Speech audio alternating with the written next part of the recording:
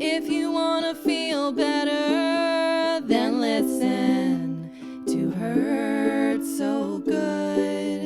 Do do do do do do do do do do do do do do.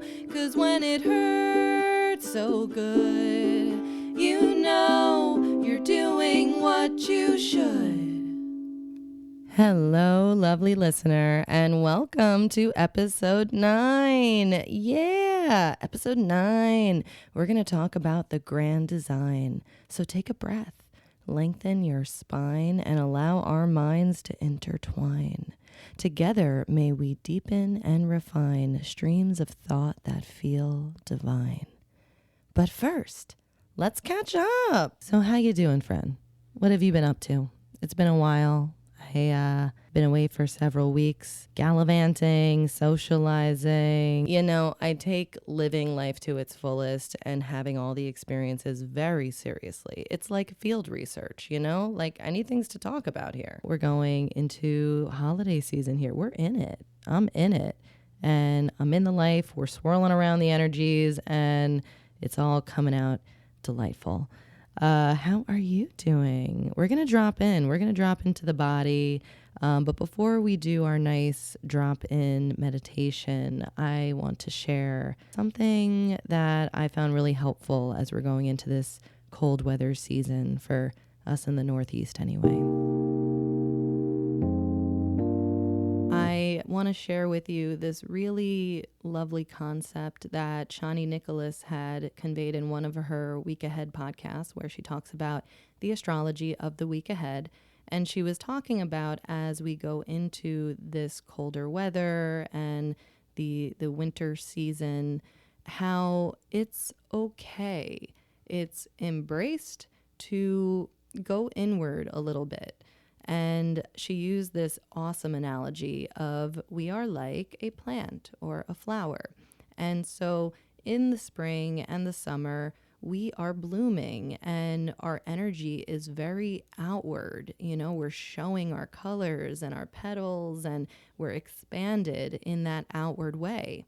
And then as we go into autumn and winter, we're not dying. You know, the plant is still alive if it's a perennial. Don't worry, none of us are annuals. We're all perennials. And so our energy starts to go inward into our root system, deep into the earth, and what keeps us grounded. So we might not have green leaves and a vibrant flower to show all of this external energy, but we are very much alive and doing the nourishing work that we need to, so that come springtime, we're blooming again.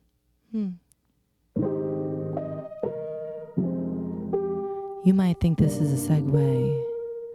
No, not one of those silly motorized vehicles, but, you know, just a connector song. It is. But no, we're in the moment. To yourself. We're here. And we're here to breathe. And we're here to be. And we're here to tune in to ourselves, to the universe, to each other, to what really matters to us, to source. To source. Sounds about right. Feels about right. Let's all do that together. To source. Let it all go. Breathe in. And maybe even breathe out. Drop our shoulders with that breathe out. Breathe in. And maybe even breathe out. Drop our faces, all the tension in our faces. Especially in the forehead, right there, that third eye. Breathe in. Relax it a little. Breathe out. You know, everything comes easier when we relax. Breathe everything comes easily when it can flow in naturally. I'm finally out of my head. Dropping in the parts of me, feel my physicality, allowing my awareness to spread. Breathe in.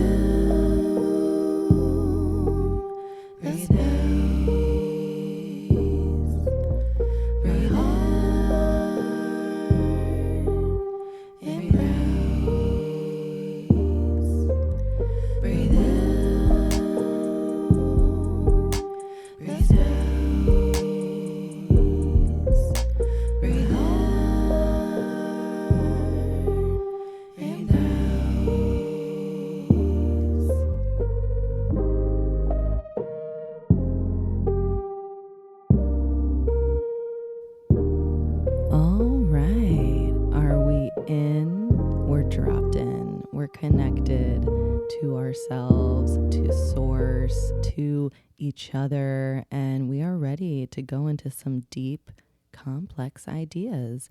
We are ready to take in all of human history and the present moment and combine it to make sense for ourselves and our worldview so that we can move forward with clarity. Side note, I am very excited about this new genre that I just stumbled into.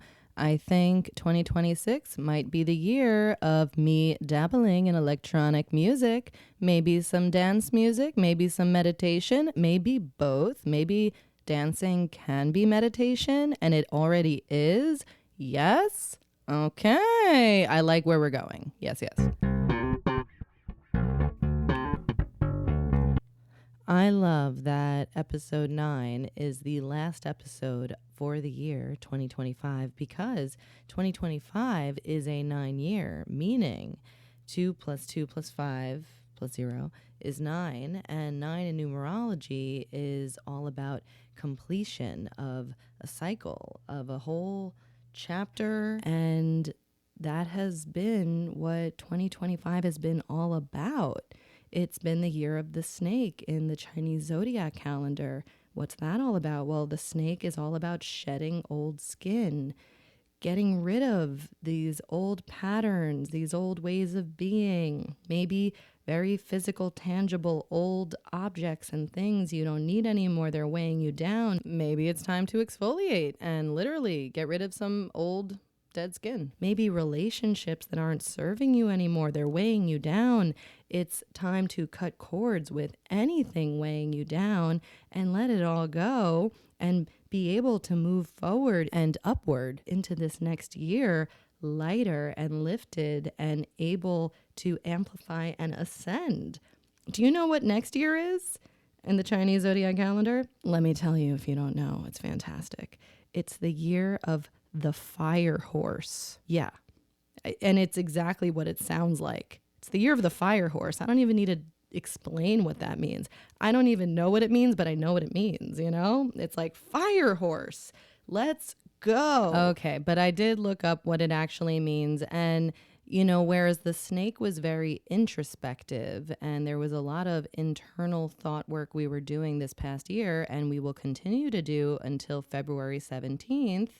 But starting next year, February 17th, this year of the fire horse, the energy is about speed and motion and passion and courage and big, fearless decisions. It is not a time to hold back. It is the time to just let it all go and see where it takes you. So this is very exciting. I can't wait. Oh my God. Okay, but you know, let's hold our horses because we're still in the year of the snake and we still have some snaky work to do. We still have some shedding. We have the rest of December, January, and half of February to continue this work of introspection and shedding what doesn't serve us so that when we arrive in this year of the fire horse, we're ready to go. If there's any part of you that feels apprehension about the kinds of things that I'm saying next year is going to be, don't worry, because we still have more time here to do the foundational work we need to so that we will meet each and every moment perfectly, ready to go.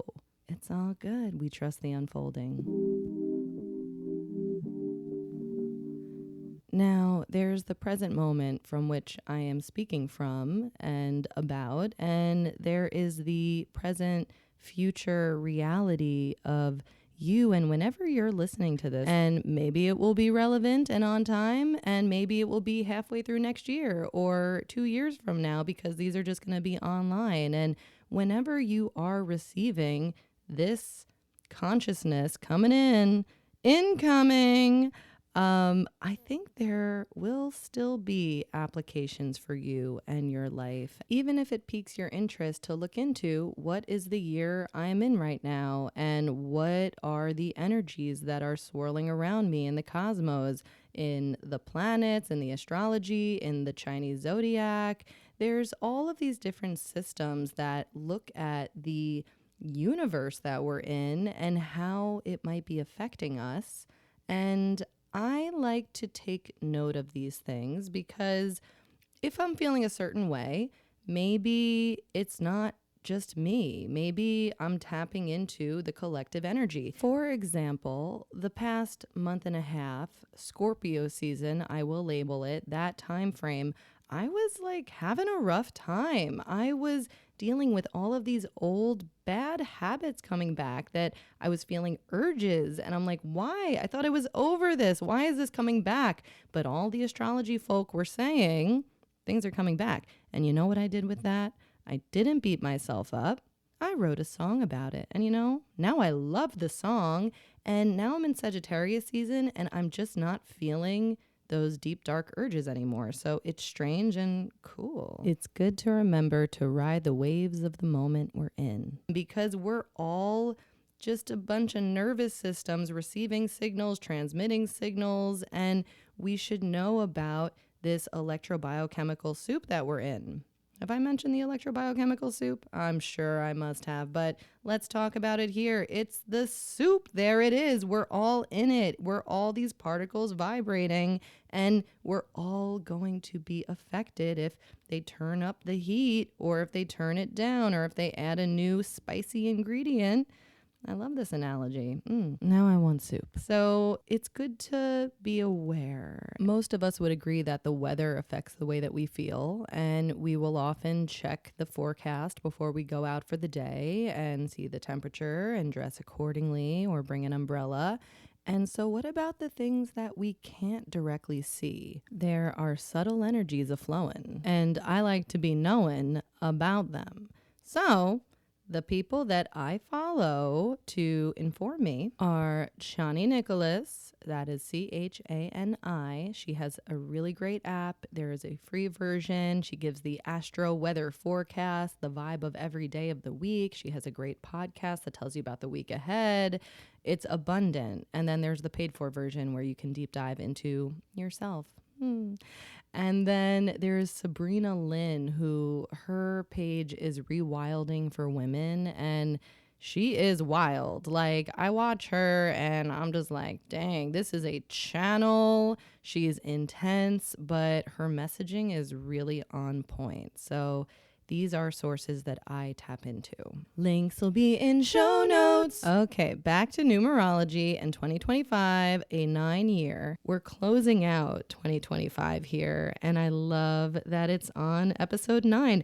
I couldn't have planned it better if I tried. If I had tried to plan it, it would have been all tortured, and that's not how we're doing things. That's not the vibe. The vibe is ease and flow, and let's see how it all unfolds. And I love how this is unfolding. My favorite little nugget, big nugget from this year is the concept, the mental concept of I trust the unfolding. And some of my friends laugh at me when I say it a lot, and they'll laugh. And I'm like, listen, it's what it is for me. I trust the unfolding. Any kind of situation and calamity that seems stressful and I can get all fatutzed about, then I remember, oh, wait, I trust the unfolding. It's fine. It'll all be fine. When we look back on things, often we see the purpose and they make sense. And then we're like, oh, I'm so glad that happened. Like a few weeks ago when I was having a tough time and then this wonderful song came out of it. It just unfolded with the experiences that I was having. And if I didn't have hard experiences, I wouldn't have had anything to write about. I know I invited in from the universe creativity, ideas, inspirations. I want it. I ask for it. So when I get something that's giving me fodder, I'm not going to push it away. I'm going to lean in and use my brain, my analyzing computer, to figure out what meaning can I extract from this? How can I use it? And it is in this way that we live where everything is happening for us, not to us. We are not victims. We are protagonists of our life. And every story has plot twists and turns. So where is this going? I totally feel this going to the point of this episode. We're getting there. we're getting to the point. This is all very spiritual stuff we're talking about, and that's what we're in. We're here to go with the flow, and we're here to be open to source, to universe, to spirit, to whatever word we want to put on it, but whatever this intangible, connective tissue of the universe is. Connective tissue of the universe. Well, that is a phrase that will be echoing in my head. You know, it just came out and then I thought about it and it felt really right. And you know that feeling that you have deep down where you just know something? Are you familiar with the term gnosis? All right, gnosis, that's spelled Gnosis. That's a Greek word. It means knowledge, awareness. And I looked this up. It means intuitive apprehension. Apprehension meaning understanding, not like I'm apprehensive, I'm nervous. I'm intuitively understanding of spiritual truths, the deeper wisdom. It signifies understanding of humans' divine nature, emphasizes personal experiential knowledge rather than just intellectual understanding. That's what we're doing here. And that cannot be forced, cannot be rushed. How do we know things? Well, experience, tapping into the intelligence that's been developing in the body for millions of years, meaning learning how to read your feelings, you know? And in order to do that, you have to be dropped in your body. Hey, are you dropped in? I know I just relaxed my shoulders a little and my forehead and face, and notice your breath and the space and moment around you. Always good to take time for your moment. Now back to the spiel. We here are now just post-holiday season and going into New Year's, and there's all this reflection time and holidays, and let's talk about the holidays. Holiday, that word is derived from holy day, and it was meant to be these holy days of religious celebration. Let's reflect. Speaking of reflect, there's nothing quite like locking eyes with yourself in a disco ball. Or just one eye usually. It's hard to find them both. But if you're terribly confused, there is a disco ball right in my line of sight, in my space that I make my podcast in. And I think everyone should have one. Gratitude shout out to Maxie, who gifted me this delightful disco ball after the Shagshop Rooftop Halloween show this past October. And if you are so confused about what I'm talking about, Shagshop Rooftop is the band that I'm in. Did you know I'm in a band? It's called Shagshop Rooftop. We are a party band. And if you want to get your groove on, check out Shagshop Rooftop on Spotify, YouTube, Apple Music, probably all the things. They're on Instagram. And we actually just released our very first professionally made music video. It's fantastic. It was created by Ari Shapiro. He did such an incredible job at capturing the energy vibration of that day we performed the song, and of the song itself, and of this circle of friends that is ever expanding. It's amazing. I'm cavelling over here. I'm so happy to be in their universe, and it's a joyful universe. So come join us, come party, enjoy the music, and come to our next show. I will throw links in the show notes to all that good stuff.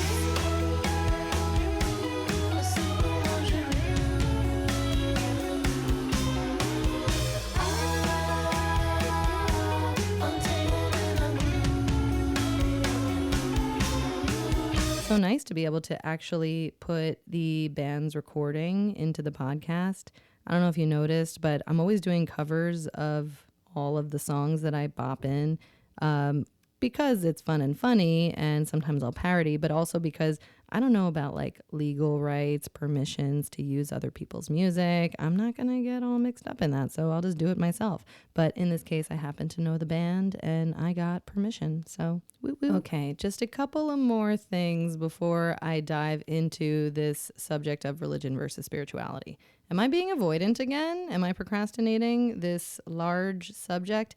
It'll be fine. I trust the unfolding. I just really want to get these points across. This morning, I went to the gym to go to my yoga class, and I went there a little earlier than usual. I thought maybe I would do a little cardio beforehand. But as it happened to be, coincidentally, synchronistically, my dear friend Emily was there. And I won't get into the silly antics of how she surprised herself upon me there, but I will get into the excellent wisdom that she shared. She wound up giving me this really wonderful thought that was given to her by her, we'll call him energy guru man.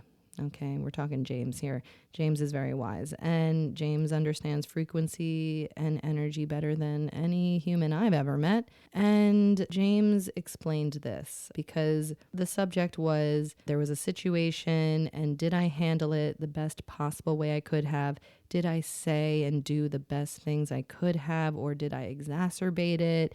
And now I'm questioning and analyzing, and how can I do better? He said, well, don't worry. You did everything perfectly.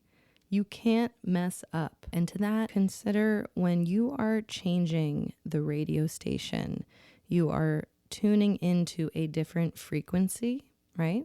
All of those numbers, 101.7, 106.3, these are all frequency stations. And when you are turning the station into a new frequency, in between stations, you get some static, this, and sometimes that's what our life feels like. We feel like we're in the static. If we are in the static, don't distress, don't worry. This is all a part of the tuning. And eventually, just, keep living, keep going, keep breathing. And eventually we get to our new frequency station. And then it's like, now it's all clear.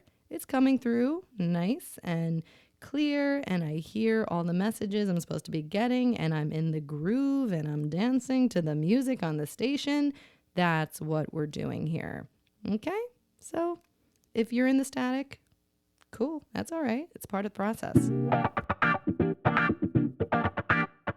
So back into the subject at hand, at mind, and that is life design, the grand design. Humans, since the beginning of conscious thought, have been trying to figure out, what is this design? We have this sense that there is something bigger connecting it all and animating it all. And out of our efforts to explain life and to comfort ourselves, we have religions and we also have spirituality. And these two things are not the same. However, there is crossover, almost like if you have a Venn diagram, one circle is religion, one circle is spirituality, and they have this overlapping point in the middle. And you can fall wherever feels right for you. And we all come from different backgrounds and experiences. With that, what is the driving force behind our desire to explain that there is something more? What makes us think there is something more? When I come across a person or writing that is from an atheist perspective, saying there is nothing more, this is just, black and white universe, and after we die, there's nothing, and it's just nihilism and existentialism and darkness. And there's like this deep knowing, this gnosis in my gut that's like, no, man, you're missing it. Look at nature. Look at this beauty. Oh my God, I'm cavelling over the magnificence. So really, it's nature. It's that sense of awe and wonder that we have when we look at the natural world. The colors, the patterns, the microscopic and macroscopic scale of it all. It's incredible when you really look at things and when you really listen and when you really feel, when you are so present in your senses, in our physical reality. It's amazing. And when I first embarked on trying to record this episode, I was like, I should record today, but it's so beautiful out, and the fall foliage, I really want to take a walk in the woods. So I went for a walk in the woods instead of sitting in my room. I wanted to be in nature. That is where I often get deep inspiration. And the next time I was supposed to go sit down and record, I was invited to go to an art studio tour. And I was like, well, I think I should say yes to that. And so I went and I checked out all of this art created by local artists. And I was most inspired by the art that was displaying the magnificence of nature. Paintings of flowers and fruit and landscapes and cell structures, the vibrant color and energy radiating from the canvas. Awe. And amazing how a human artist can capture and express that magic that it feels like more than any photograph could, I think. And perhaps one day I'll make a painting from one of the many nature photos that I can't help but take. As you know, I've been in a Bob Ross phase of life. Anyway, there is a sense of something more when we experience this kind of beauty. Humans have felt this since our brains evolved enough to perceive this awe. You know, it's almost like the computer got developed enough that it was able to tune into this frequency of divinity, of, whoa, wow, I'm really, do animals, do dogs, cats, do they experience the awe of beauty? I don't think they do. Otherwise, you would just, they'd be doing funny things, I would imagine. Sometimes you see all the ducks lined up looking into the sun. I think they're just warming themselves. It feels good. But the visual experience of the beauty and, my goodness, gratitude moment for having vision, to be able to see the colors, the shapes, the patterns. And I'm so sorry if there's anyone listening who cannot see. But to those who cannot see, well, I don't know that reality, but I'm sure you've got a whole lot of magic that you can experience and tap into that the seeing cannot, because I'm sure your senses, your other senses like feeling and hearing and tasting and touching are so much more highly attuned. Side note though, I'm currently listening/reading this book called Guided, The Secret Path to an Illuminated Life by Laura Lynn Jackson, who is a medium. And I just heard this story that she told of someone who was blind their entire life. And then they had a car accident and almost died and had this out-of-body experience where they saw, like visually, everything happening in the scene, taking it in, and they were describing the people and the situations. Later they survived and they were describing all of this, and their brain never took in any of that visual information. They were able to see all of a sudden in their 30s. There's some crazy stuff going on here. I can't get into that because we got so much more episode to do, but later episodes, we're diving into this book and these concepts of what's really going on in there. Woe on woe. All right, back to how humans can perceive the spirit world. We all, as humans, have a capacity to experience the magic of our physical reality. And when I looked into the history, I was like, well, when did humans start picking up on this? Well, they say that Homo sapiens, that's what we are, supposedly, we developed about 200,000 years ago. So this hardware system that we're working in, it's about 200,000 years old. But ancestors to that, because supposedly we evolved from the apes, that goes back about 6 million years. And it first appeared, and by it, I mean signs of religion or spirituality, signs of humans considering another realm. That first appeared during prehistoric times. There was evidence of religious beliefs dating back to 40,000 years ago. In burial rituals, in cave art. And, I say religious, but it could have been spiritual. Back then, it was probably in that overlap of it's the same thing. There is written record of human religious thoughts and ideas from 3200 BCE, which was about 5,200 years ago. And that was with the invention of writing.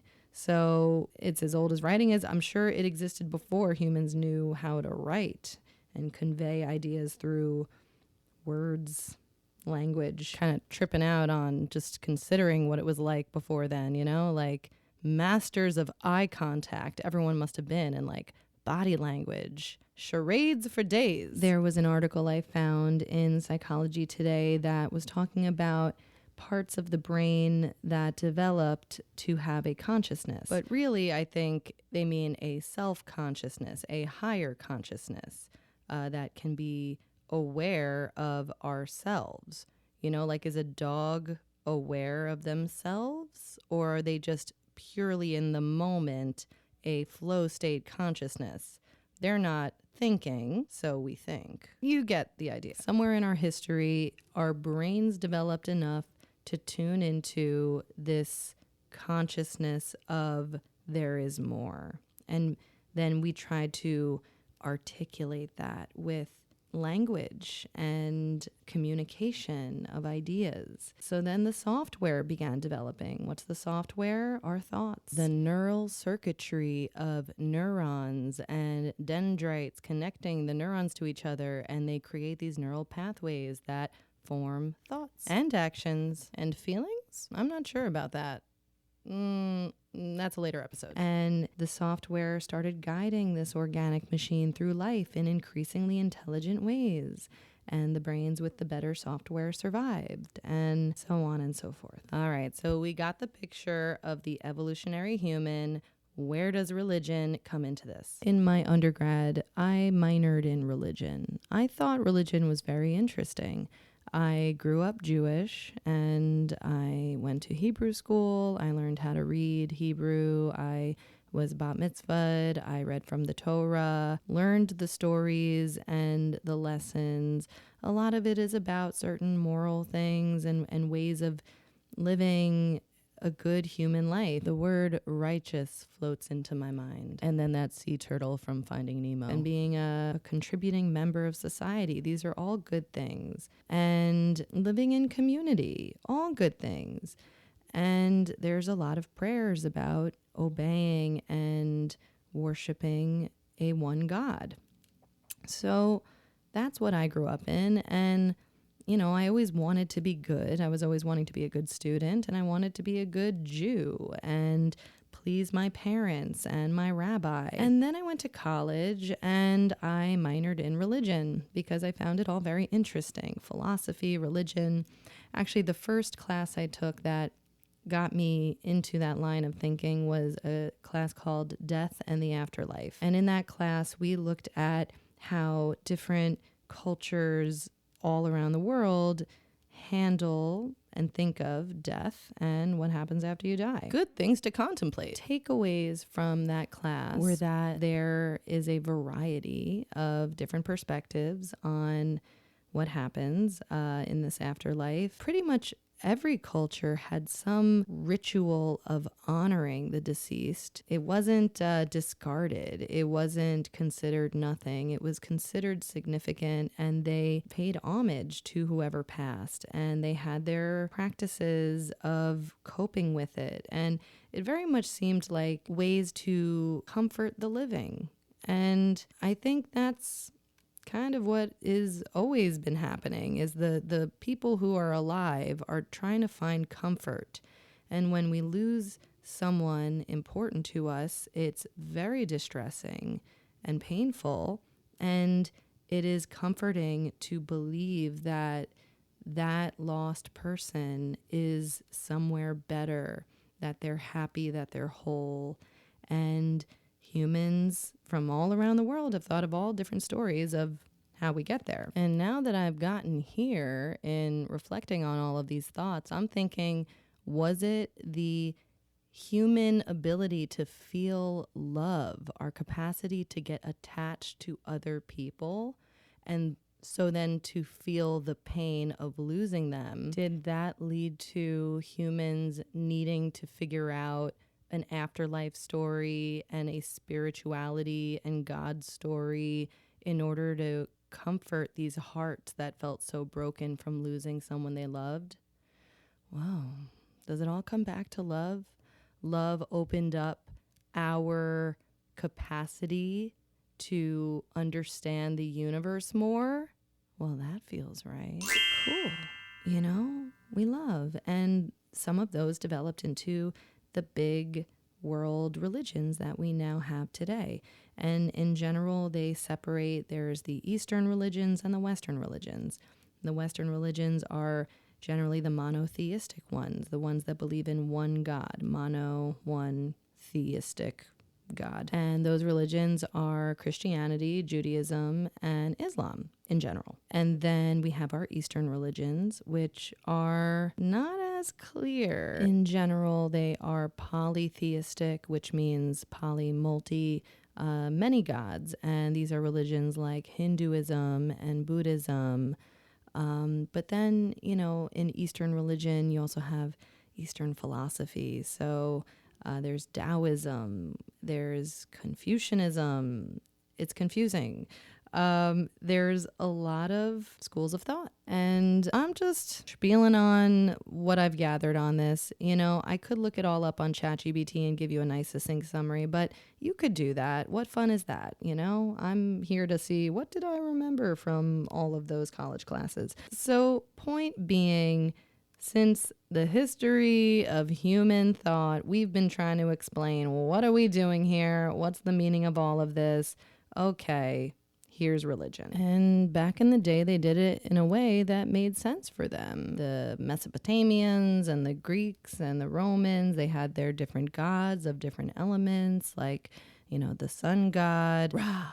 How do you not say Ra like that? Like Ra, the lightning god Zeus, and the water god Poseidon, and Hades, the god of the underworld. And there's you get a god, you get a god, you get a goddess. Oh, lucky you.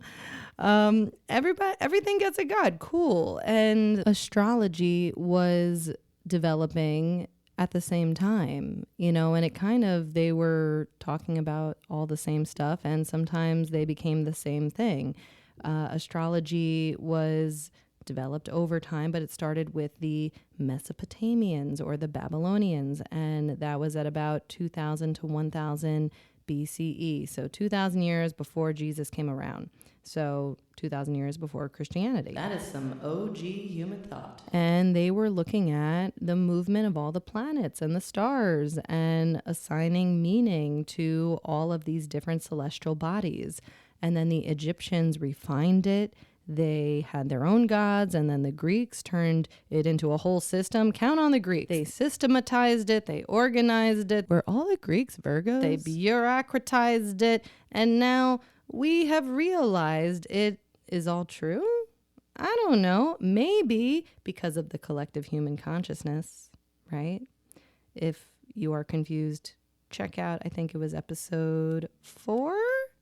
Episode 4, I dive deep into how does astrology work? What is really playing out here? In summary, what's playing out here is the energetic power of many, many millions of human minds thinking of certain things, belief systems and structures we created in our minds, and then we created in the fabric of our realities. So this has been going on for thousands of years. Interestingly, Chinese astrology, that developed separately, had nothing to do with the Babylonians, and that came up at around 1200 BCE. They were tracking the celestial bodies, and they have their 12-year animal cycle. That is not zodiac. So, we're in the year of the snake. Next year is the year of the fire horse. I was born in the year of the dragon, obviously. All in all, this all just means humans, we be trying to figure this stuff out for a long time. And I've been gathering the information. I've been taking the courses and watching the videos and taking notes, and this is what I've gathered, and this is what I'm channeling through. So it's like beyond complexity information and timelines and books on books of stuff, and let's just throw it all out. All right. Kidding? Not kidding? I can't say none of it matters, because if I didn't have all that stuff, maybe I wouldn't get to this point where I am at currently, right meow, sitting, looking at my disco ball and all of my lovely plants and crystals. It definitely all matters, you know. As the saying goes, we stand on the shoulders of giants. So here we are at the present moment of the human timeline, and we have this collective works of human thought. Consider all of the books and the scrolls and the information just piled up like a big mountain. And so we can be standing on top of this mountain and looking out and seeing this whole big picture. Wow. It's all a part of the unfolding, and we always trust the unfolding. And all I know is now here I am, and this is what I know. This is the gnosis stuff that feels really, really right. And we're talking about religion and spirituality. Now, if someone asks me what religion I am, I say I'm Jewish culturally. I joke I'm Jew-ish as I wave my hand around in that ish gesture. I love the parts of humanity that have retained from pre-language practices, like our hand gestures, you know, and emojis. Okay, so I'm Jew-ish. I'm not religious, but I am spiritual. I do not follow religion. The simplest concept I have heard that differentiates the two is that religion says this is the answer. Religion has the answers. This is how it is. And spirituality asks the questions. Spirituality is open. It's like, why are we here? What does this mean? It's a wondering and a wonder and an awe, and it's experiential. It is of the feeling within, not of the mind. It feels like religion is very much of the mind. There are rules, there are texts, there are laws and stories. And then imbued in those stories are spiritual messages, things that you can feel.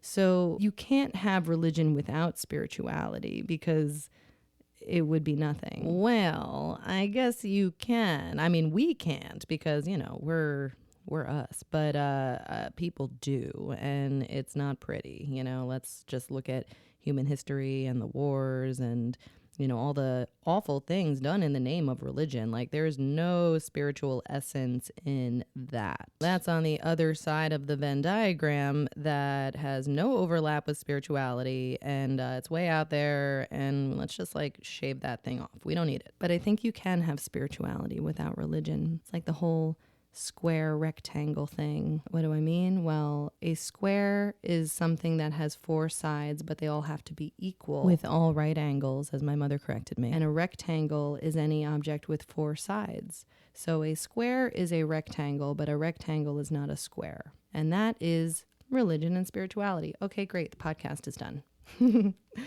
Yeah, right. Am I done? I got more to say on that. All right. So flashback to this past September, I am in temple on Yom Kippur with my father. This is like the only time of year you're going to catch me in a temple at a religious ceremony, and I do it for my father because I know it means so much to him. And when I give him that joy that I am there with him, it makes me feel spiritual. It feels important and significant, and these are the moments our lives are made of. So that's where I am on that day. So I'm there with my father, and, you know, the rabbi, whoever's leading the ceremony, they're doing these old prayers, and the whole format is they say the prayer, whether it's in Hebrew or English, the congregation repeats back in usually English, but sometimes Hebrew, repeats it back, and it's all very feels robotic, feels like going through the motions.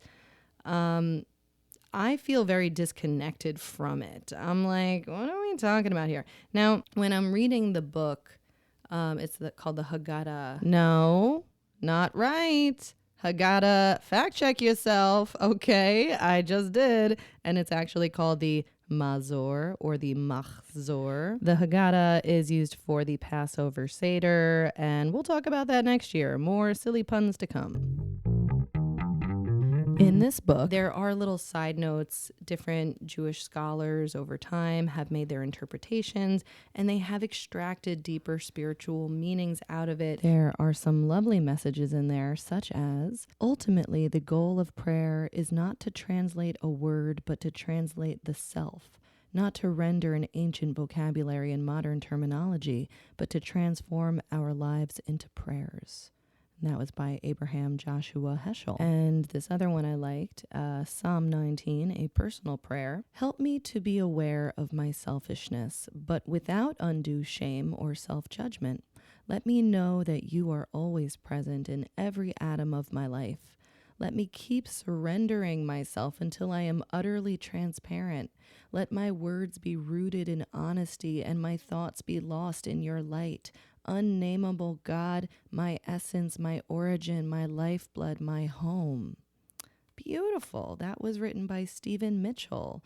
Very deep, very resonating as spiritually true. And I'm happy to share where this tradition goes right, but I'm also going to share where it goes wrong. There in front of us in the row, there was a family, and it was a mom, a dad, and this little boy. And the little boy was maybe 3 years old. He was so small. He was so cute and playful, and he just had this little sly grin, and he's trying to play with his mom, and he's messing around, and he's just, writhing and moving, and she just keeps over and over again forcing him to sit down and be still.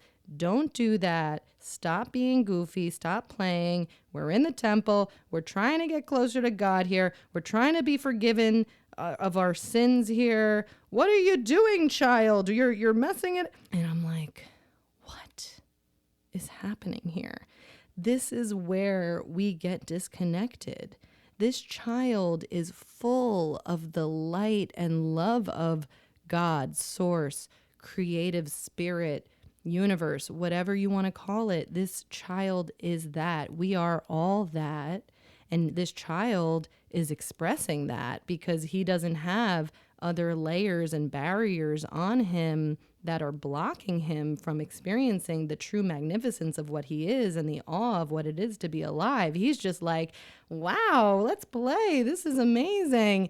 And his parents, in their pursuit to be spiritual and holy, are telling him to stop. And so it's like, such a contradiction. In the pursuit to be spiritual, they are cutting off from spirit. Let that land, because that's how it hit me. I'm wanting to grab this boy and run outside with him and go play in the trees. I'm like, this is where God is. God is everywhere. He's not just in this room. And he's not just in these prayers. He, she, they, them, it, all encompassing everything. It's everything. We're all just particles vibrating. And there is this animating intelligence that brings order to it all in this beautiful structure, in the different shapes and colors, in the lattice work of what we see here on this physical reality. That's all I really wanted to comment on was, in spirituality, we can see everything is spiritual. Spirit is in everything. You don't need to punish yourself. Because there's a lot of messaging, specifically in this book that I was reading on Yom Kippur, of I have been bad, I am atoning, I need to be forgiven. And imbued in all of that is this energy vibration of I'm not good enough, I'm not there, I have to do all of these things in order to get to where I want to be. And as long as that's what you're practicing, that's where you'll be stuck. And what we're trying to create in the shift of our consciousness, of our vibration, of our emotion and feeling is, how about we just let that go? Because actually, you already are there. That's it. There's nothing to be forgiven. There's nothing that you have to do. you're just like that little boy who wants to play. What does that little boy have to do to be more holy? He doesn't have to do anything. He just wants to go enjoy all of the magnificence of this world. And that's what we're all here to do. And we're here to add to it, to bring more magnificence, because we are nature too. We as humans are just like the trees and the animals and the flowers and all of the magnificent things that bring awe to our minds and senses. Aw, you're so beautiful. Oh my God. Can't take anything seriously here. And so the things that we say, the things that we do, the things we want to create, allow them to come out and unfold without judgment, like a flower. Ridicule, self-ridicule generally is what we got to look out for. Forget about anyone else. You know, someone wants to ridicule you, pish posh. You say, what do you got? Let me see what you do. You want to criticize me? Okay. Is that what comes out of you? I guess they're a criticizer. Maybe that's all the creativity some people might have. Maybe they're a cactus flower. And you know, I don't criticize them. I have compassion for them, because to the person who can only criticize, that means that's all that happened to them. They must have been criticized a lot in their lives. And so, you know, these human nervous systems, input, output. You know, when you come across someone that's like such a curmudgeon, such a grumpy, criticizing, bad vibe person, like, oh, what a poor sweetheart. Someone was not nice to them. And you know what? You could be the person that's nice to them. You can smile and you can say something to make them laugh. You could be silly. You could even be self-deprecating because you're okay. You know, I think that's the most spiritual thing of all. Oh, thank goodness I brought it back to the topic. Because that, like, what is spirit if not that inner spark within us? You know, like our little pilot light, that little flame. And we can turn up the knob and grow that flame, or we can turn it all the way down until it's just a little blue light, and the flame can get blown out. What happens when that happens? Am I really going there right now? Did the metaphor go too far? Back into the ether, back into the cosmos. Try again next time if you're Hindu. As long as you've got this pilot light on in you, this inner flame, inner spark, you can turn it up, and you can turn it up in other people energetically. They will attune to you. And this is what Hanukkah is all about. Oh my God, in present day time, I'm here in Hanukkah. And yes, I put extra emphasis on the ch for your listening pleasure. In Hanukkah, we light the menorah, and there are 8 nights and 8 candles, and it's all about this flame, this fire that's burning, and the whole story of Hanukkah in a nutshell. All right, I'm going to try to do this quickly. I know that might seem impossible, but Hanukkah's all about miracles, so maybe I could do it. But basically, like thousands of years ago, about 2,000 years ago, this was BCE era, Jerusalem, all right? We're setting the scene. And the Jewish religion's been going on for a while. They got this temple in Jerusalem. And the enemy of the Jews, whoever it might have been at that time, because, you know, take your pick. No, I'm kidding. Okay, it was the Greeks. It was King Antiochus, all right? I'm calling him out. But he was like, no more practicing this Judaism. You know, I like my Greek gods. You guys are doing your monotheism thing. I don't like it. We're separate. We're distinct. You see, this is where religion goes wrong. But in any case, he's like, knock it all down. So he sends his troops and they destroy that temple in Jerusalem. But there was this small group of Jewish rebels known as the Maccabees that were led by Judah Maccabee. And they rose up and they fought off the invaders and they got them out of there. And they were like, all right, now we got to clean up this mess. Are there any Virgos around? Who's going to clean up? And then they wanted to light the temple's menorah, which prior to Hanukkah, a menorah was just a several-pronged candelabra, if you will. I think it had 7 candles total, 3 on each side, 1 in the middle for lighting. In any case, they wanted to light this to commemorate that they had retaken their holy place, and they only had enough oil for it to burn for one night, but magically, miraculously, it burned for 8 nights. And this was the miracle of Hanukkah. And they knew that Spirit God was on their side. And cool, wonders of the world. Did it really happen? Maybe. Maybe. There's all sorts of miracles that people have claimed have happened from all sorts of religions. So, it's all one spirit. Okay, so point being, that was the origin story of Hanukkah. And what is the function of celebrating a holiday like this? Oh, I'm sorry, a holiday. In this modern human life. Well, it's nice and helpful to consider miracles that may have happened. If you need some hope in your life, if you're facing difficult times and you can remember, oh, that's right, this miracle took place, maybe a miracle can happen in my life, and maybe you can call that in. So there's that. And then there is also the element of light, fire, illumination. We're going into these dark winter days, and we're reminding ourselves that we can light the fire from within. We can keep our days bright with our own efforts and energy. And this kind of stuff, this good stuff, is the shining light of Judaism or any religion that has these deeper meanings built into their rituals and their holidays. Like, yes, all about this light. I have this little booklet and it says the Hanukkah lights remind us in a most obvious way that illumination begins at home within oneself and one's family. Beautiful. Love that. Yes, yes. However, I also read in this booklet that there are some rules around lighting the menorah that I was not aware of for my entire life. One being that the beautiful prayer blessing that you're supposed to sing while lighting the menorah, apparently you're not supposed to do it if there's no one around to witness you. And I was like, what? What are you talking about? I love that part.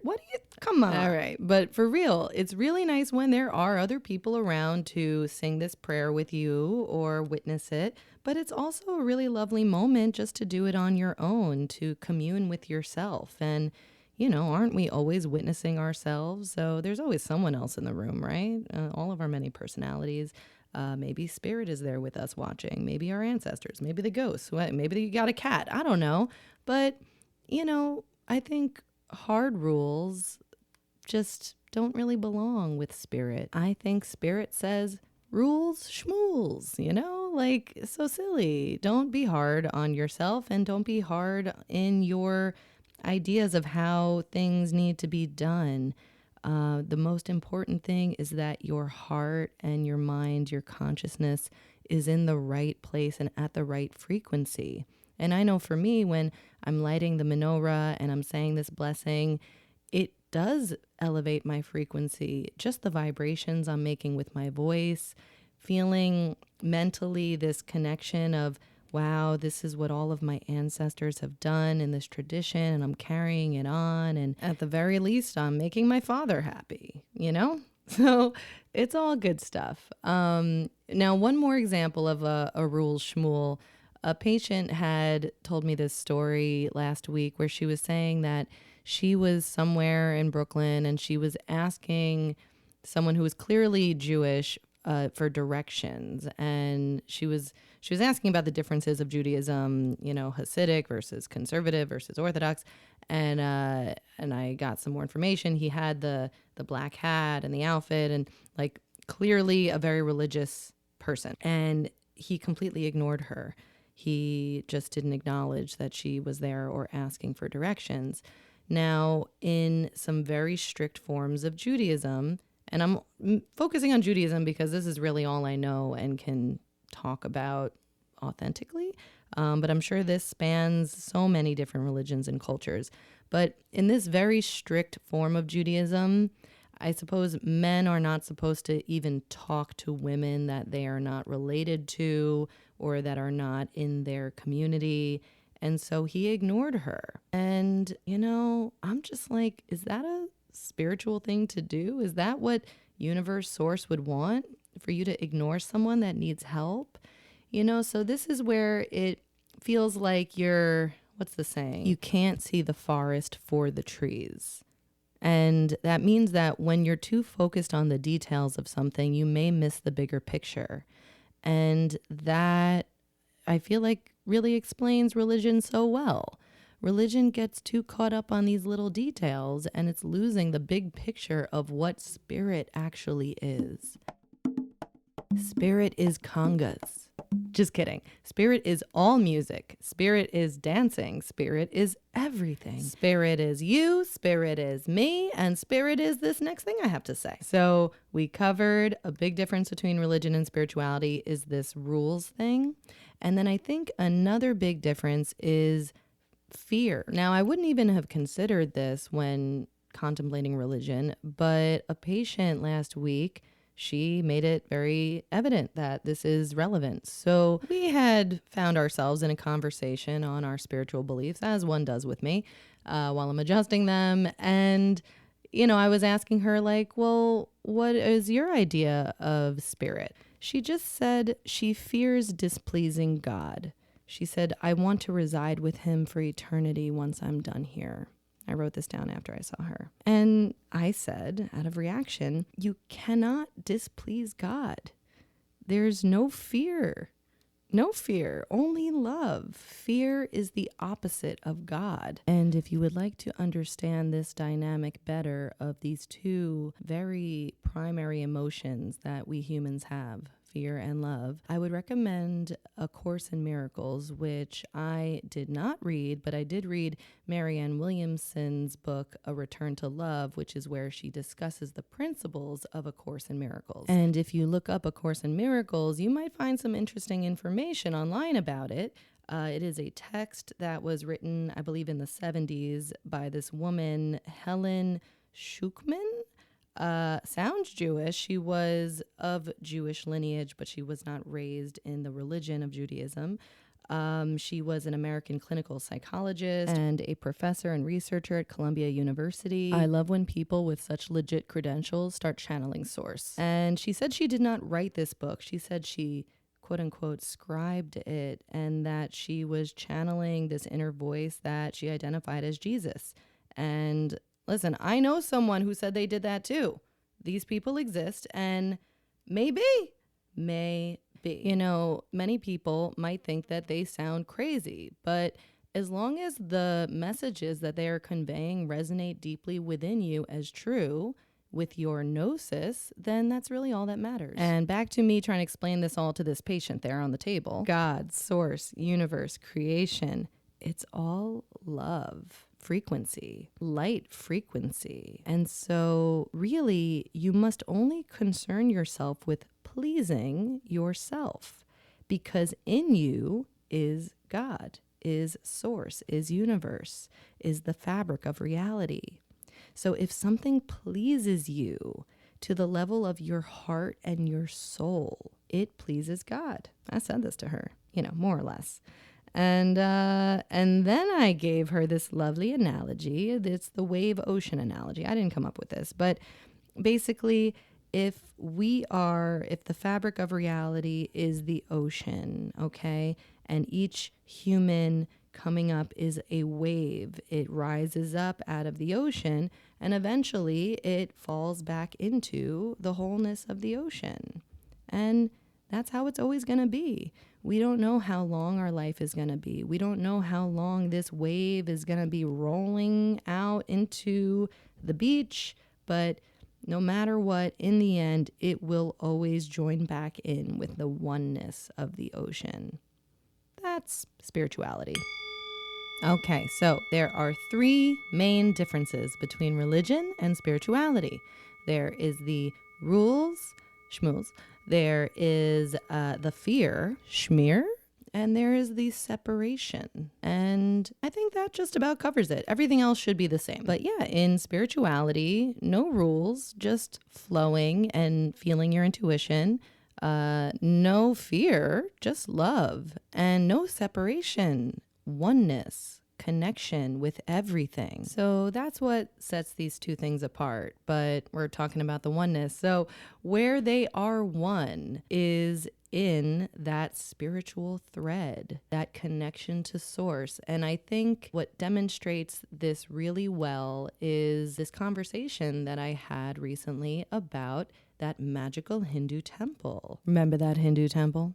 I went on and on about it in episode 4 with the whole third eye synchronicity thing. Oh, revisit it if you don't know what I'm talking about. But there is an incredible Hindu temple in Robbinsville, New Jersey. It is the second largest in the world. It is the largest in the country. And I recently went back there to visit. It was my sister's birthday, and we took a nice walkabout there. And I was describing the temple to a friend of mine, the incredible ornate structure of it, the designs, the carving in marble, these patterns. When you look up at the ceiling and you can't believe that humans did this, and they didn't use any nails. In any case, the person I was describing this temple to, he had said, like, what's this all for? Like, why do people go through all the trouble? And I said, well, when I was studying art history and architecture back in my college days, and we were learning about all of these incredible cathedrals and mosques built throughout time, and the patterns and colors and all of the artistry that went into it. The intention was through the religious organization that they wanted, when people enter the temple or the mosque or the church cathedral, they wanted the human to feel the experience of awe, of wow, the majesty of life, the repeated patterns and shapes and designs that we see in nature. We're seeing humans made this, and we're reminded that humans can create it too, and it connects us to nature and to the part of ourselves that is divine, which is our creativity. Cool. And feeling that awe of, oh my God, this is so beautiful. People made this. It's meant to elevate their vibration. Now I'm in this inspired, spiritual feeling energy. Now I will be more receptive to whatever teachings that they will be bringing to me in the sermon or speech or whatever it is that they're doing there. But entering a holy space like that, what people have deemed a holy space, it's meant to inspire us, to fill us with spirit. So that's what all of these different religions are trying to do when they're building their magnificent temples. Okay, so we talked about the differences, we talked about the similarities. Is there anything else to talk about? Well, maybe I should just stop because I'm already over an hour in. How did I already get to talking for so long? I love this. I love talking to myself. Talking to myself, talking to myself. If I have the chance, I'll always get up and dance, but I'll still be talking to myself. Okay, so fun. But actually, I'm not talking to myself. I'm talking to you. And I know that I am. I know the exact humans that I'm talking to right now. And there are more. There's more that I don't even know. So I just have fun. And also, multiple things are true at once because we are always talking to ourselves. Like you might be talking to yourself right now as you're listening to me talking to you about talking to myself. Whoa. But we're always talking to ourselves. That inner voice is going. And what is it saying? Because if it's saying things that are not nice, you got to check it, reroute, okay? And listen back on all previous episodes and fill your mind with nice high vibration thoughts. And just keep filling up on that because input, output. And eventually you will start talking to yourself in the most lovely of ways. Now I want to share with you a moment of me not talking to myself. I am talking to my mother. My mother. I'm so excited to introduce you to her. So my mom came to visit. You know, it's always so busy. She needs to see all of her 4 children and all of the grandchildren and her sisters and her friends. And she's all over the place. And amidst all that swirling activity, I managed to find the time to sit her down, put a mushroom hat on her head, which is standard interview protocol for me now. Put on your thinking caps, people. and asked her some deep questions. So here that is. So we're sitting here with my mother, Lori. You created me, and what a pleasure to be here with you, donning mushroom hats. So we're wearing the mushroom hats. Obviously a requirement. It's a requirement because, we can't take things too seriously here. We're talking about serious things, but there's always some lightness in what we're doing. It's not all that serious. So with that, what are we going to talk about here for the next 2 minutes? We'll have to continue remotely when you're in Florida. Yes, definitely.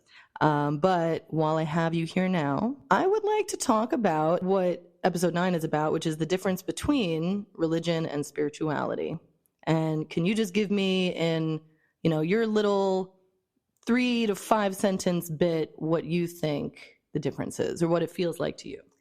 Oh, interesting. Religion, I feel, separates people into groups, and they have to follow certain rules, whereas spirituality is just a belief in something greater and your heart and your soul, and it just goes deeper. And I think it brings people together, people who are more spiritual. Wow. Well, what took me over an hour to say, she said in about 30 seconds. So obviously, I did not inherit my mother's conciseness. I did inherit her biceps, though. For real, you should see my mother's arms. And if you'd like to, I'm going to be posting this interview on YouTube. Links in the show notes. Exactly. It unites people. Yes, There's no divisions in spirituality. exactly. And as you're saying it, I'm feeling the sense of religion is very much an in-the-head experience, a lot of thinking, a lot of rules and history. I always think back to when I used to go to the Saturday group. Do you remember that? We lived in Staten Island, Okay. and it was an Orthodox temple. Jewish. Yeah.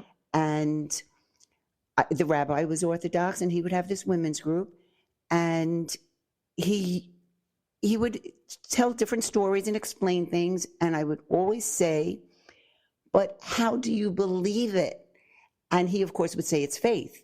And I would apologize and say, I think that's wonderful, but I can't just believe something that I cannot see, that I cannot somehow verify, that I don't know, and then live my life according to those rules when I don't know who made those rules up. Right. Yeah. Seriously, when you think back, who made up those rules? Those books that people follow and people read and people completely dissect. Who wrote them? People. Humans. Exactly. Mostly men, probably. Yes. Oh, yes, I'm quite sure. Men wrote those books, yes. So, take it all with a grain of Himalayan sea salt. Yeah. So, and as you're saying that, I'm feeling the difference between faith and blind faith, that there is something different there, because this year 2025 I feel like I got faith. I think that was the most pivotal shift for me this year in how I've felt so elevated. I got faith, and I got faith through a series of experiences and conversations that were like downloading in, where it became not a blind belief but a deep feeling. And they call that Gnosis, Gnosis. I just told you yesterday, I love GN words. Did you say that to me? Yes. Oh no, it was to Greggy. Yes, because we were playing spelling. We do the spelling bee on one of the games, and I love GN words. GN words. They're so unusual. Like Nat. Yes, and new, GNU. GNU? Yeah. What is new? It's a creature. It's a bug or something. A gnat or a new? Yes, it's in the same line, I believe. Right. No guarantees. Well, new favorite word, Gnosis. Gnosis. So I like that. Is it Gnosis? That's right. Wow. So agnostic. I like that word too. Right? So agnostic means I don't know. And I would generally, for most of my life, say I am agnostic. I'm not going to go strongly one way or the other, because there are certain things I just can't know, and I'm okay with not knowing. But gnosis is the opposite of agnostic. It is you do know, but gnosis is pre-thought. It's something that you know at a very deep, primitive level. It's intuition. You just know something. Okay. Now, what I was curious about, you said you've found faith. What's that faith in? Is it just an overall general feeling, or is it something specific that you have faith in now? The faith is in the interconnectedness of the universe, and that there is some guiding force in our lives that it allows me to trust the unfolding. Yeah. That I trust the unfolding entirely. I know everything's going to work out. Okay, And that's a great I don't have to attitude. worry, Mhm. you know, like whether I make this decision or this decision, as long as I'm in alignment with myself, I know that I am on my right path. Excellent. I like that. So that's what we can offer. Okay. Well, I hope you enjoyed that. I certainly enjoyed the moments sitting there with my sweet mama. And love to all of our mothers, all of the beautiful, strong, beautiful women who have raised us, nurtured us, taken care of us. That energy of I protect and take care of you. I love you. I pour my light into you. How magnificent is that? And you know what? That's what spirit does for us. That's what source is doing. Universe, God, whatever you want to call it. It's just one big mother. Am I saying God is a woman? I don't know what I'm saying. I'm saying the energy and intention that it feels like comes from source universe is a very nurturing, maternal energy. And that's here for all of us. Cool. All right. Well, I just took us to the far outer reaches of the universe and the existence itself. And we're going to bring it back in now to ourselves because we're talking about spirituality and, you know, there are the big concepts of understanding and then there's the experience of being and how can we feel spiritual. And I think that it all comes back to honoring and being with ourselves and taking the time for whatever feels important for us creatively, anything that makes you feel purposeful. That's what we should make sure we take time for to keep our vibration high.